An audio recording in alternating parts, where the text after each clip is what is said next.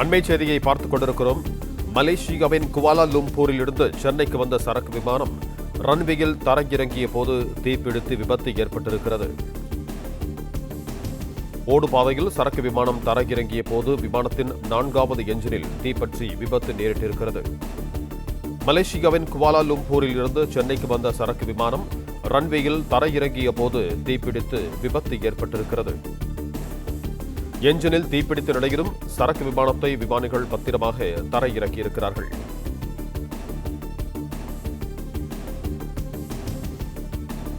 இதுகுறித்து கூடுதல் விவரங்களோடு இணைகிறார் எமது செய்தியாளர் வசந்தன். வணக்கம் வசந்தன், உங்களிடம் இருக்கும் தகவல்களை சொல்லுங்கள். வணக்கம். கோலாலம்பூரிலிருந்து சென்னைக்கு வந்த சரக்கு விமானம் தரையிறங்கிய பொழுது 4வது என்ஜினில் தீ விபத்தானது ஏற்பட்டுள்ளது.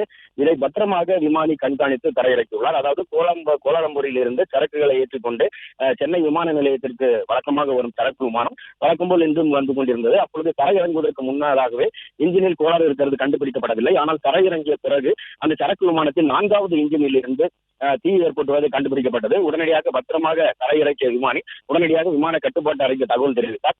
தகவலின் அடிப்படையில் உடனடியாக அந்த இடத்திற்கு சென்ற தீயணைப்பு வீரர்கள் தீயினை கட்டுக்குள் கொண்டு வந்தனர். மேலும் அந்த விமானத்தை ஓடுபாதையிலிருந்து தனியாக நிறுத்தி அந்த தீ விபத்துக்கான காரணங்களையும் ஆய்வு செய்து வருகின்றனர். இதுவரையில் இந்த மாதிரியான சரக்கு விமானத்தில் ஓடுபாதைகளில் தீ விபத்து இன்ஜின்களில் ஏற்படவில்லை.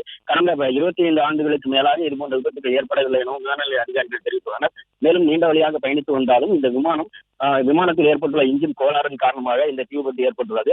நல்ல வேளையாக விமானம் சென்னை விமான நிலையத்தின் அருகில் வரும்பொழுது இந்த இன்ஜினில் ஏற்பட்ட கோளாறு காரணமாக விபத்தானது ஏற்பட்டுள்ளது. உடனடியாக இந்த தீயானது கட்டுக்குள் கொண்டு வரப்பட்டு விமானம் தனியாக நிறுத்தி வைக்கப்பட்டு சோதனையானது மேற்கொள்ளப்பட்டு வருகிறது. பிளே ஸ்டோர் மற்றும் ஆப் ஸ்டோரில் இருந்து பாலிமர் செயலியை QR கோடு மூலம் பதிவிறக்கம் செய்யுங்கள். செய்திகளை உடனுக்குடன் பெறுங்கள்.